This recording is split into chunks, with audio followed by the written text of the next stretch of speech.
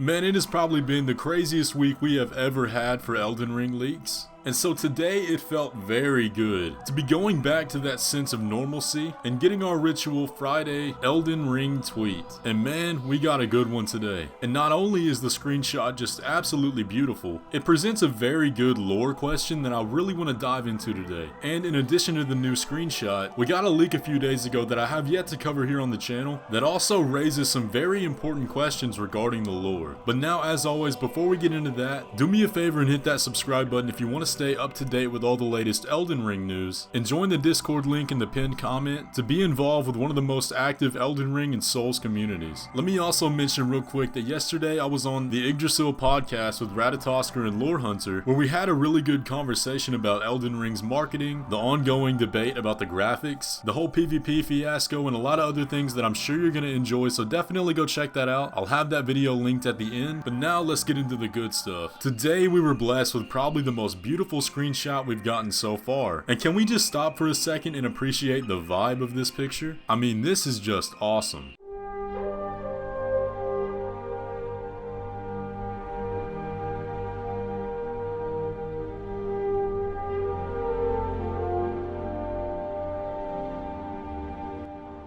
Now for me, this is the kind of ambience I really hoped the game would have. One of the things I loved about Skyrim so much was traveling the open world with no set path and constantly being in awe of the world I was playing in. And with this screenshot, I feel like that's definitely going to be the case. Now the text accompanying the tweet reads, "Traveler from beyond the fog, I am Melina, I offer you an accord." Now before we dive into the details of that and all the possible lore implications, let's take a look at a lot of the details in the picture itself. There are quite a few landmarks to point out here. Firstly and most obviously is the giant miniature Erd tree, and we know for sure there are two of these on our map. Now we're not positive what causes these to glow since we have seen them with and without the golden luminescence. The next point of interest is this church sitting atop the cliff, and it's that same dilapidated structure that we looked at a few weeks ago in that screenshot that we'll look at in just a minute. Next up, we can see that bit of foggy swamp off behind our side of Lost Grace. And then lastly, further behind that, we can barely make out this statue that people are calling the Maiden statue, which we've seen several times in the past. So to cross-reference exactly where this is, we need to take a look at a screenshot that has all of those landmarks in it. And luckily for us, we have one. In this screenshot we got a few weeks ago, we see every point of interest, and based off that, we can place that site of Lost Grace right about here, in between that tree and the church, where the forest meets the swamp. Now the detail that I'm sure everybody is more interested in is Melina, our new maiden or firekeeper character. And what we know about her is that she is going to be our main point of leveling up, and we can summon her just like our spirit horse at sites of Lost Grace, our new bonfire. So there's no need to travel all the way back to the main hub in order to level up, which I'm sure a lot of people, including myself, are very happy about. Now, a point of interest with Melina that a lot of people were kind of up in arms about and having a debate over was actually her hair color. We had a side of people that said it was blonde and a side of people that said it was red, and I guess they're both right, because in the screenshot here, and it could just be a lighting thing, it seems to be a mix of both into this sort of pinkish color. Now, if you remember a long time ago, we got a leak suggesting there would be this ongoing conflict in the lands between the red hairs and the white hairs, and if that is to be believed, then perhaps she represents some sort of middle ground. But that's just some speculation on my part. Now let's talk about that accord she proposed to us. We know in a statement by Kitao that she is going to have some ulterior motives or ambitions of her own in helping us out, and we have to unravel what exactly that is. But the mission she sends us on initially is as follows. Brandish the Elden Ring. For all of us.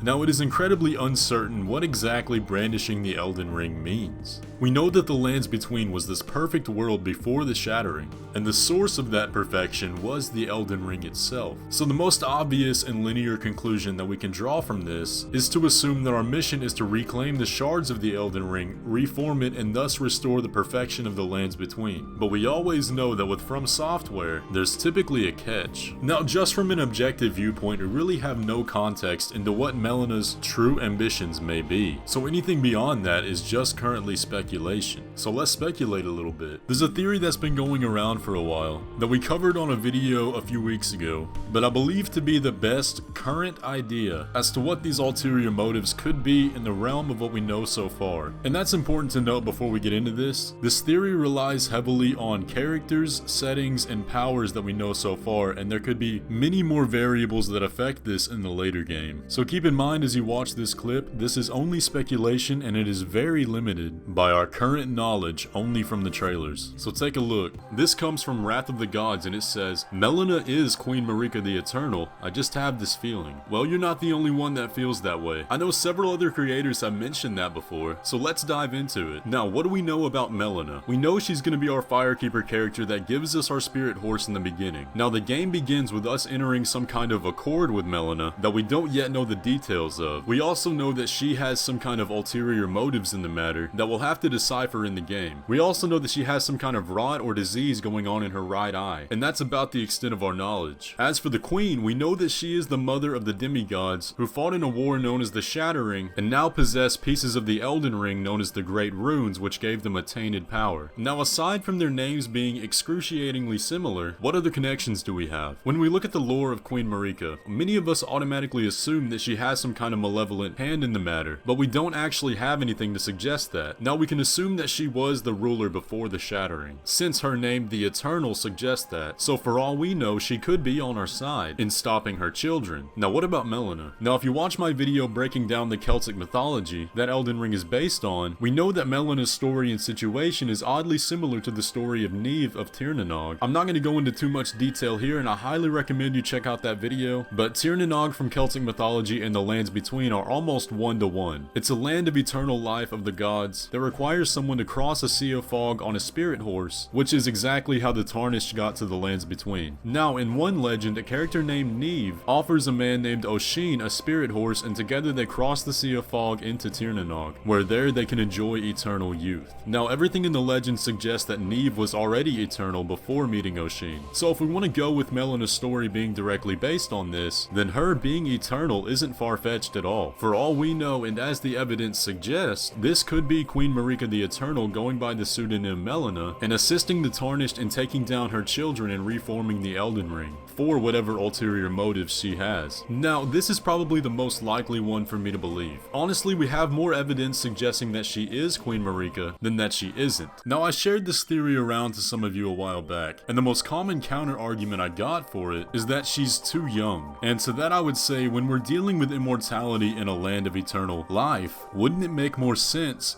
for her to retain her eternal youth throughout her eternal life? Now, I want to mention that I'm not 100% sold on this theory. However, in the realm of our current understanding, I believe it's the best one we can come up with right now. So, moving away from that, I want to quickly touch on the leak that happened earlier this week. We just got done talking about the Queen, so now let's talk about the King. Earlier this week, Cornish comedian and actor Edward Rowe, whose stage name is Kerno King, posted this picture on his Instagram story saying, "Excited to be playing King Godfrey in this banger," pointing to the trailer of the network test for Elden Ring. Now, King Godfrey is a name we have not heard yet, but don't confuse it with Godric the Golden, who we know to be one of the demigods, the big multi-armed boss that we see highlighted in the trailer. The lore for Godric goes as follows. He was born a weakling child and coveted the strength of his kin, so obviously he's not the most powerful guy in the land. Throughout the Souls games, it's been a very common trope to reuse family names in their first name. For example, Gwen, Gwendolyn, and Guinevere. So it's safe to assume that we have another case of that going on here. And there are two possibilities. Number one, King Godfrey is the father of Godric and the spouse of Queen Marika. Or two, he's a sibling that retained power over the land and over his other siblings. And as of right now, I'm not too sure which one to go with. Because aside from that, we have absolutely no context to anything related to a King Godfrey. So I'm interested to see what you guys can come up with in relation to that. And that's where I'm going to draw the line on my speculation.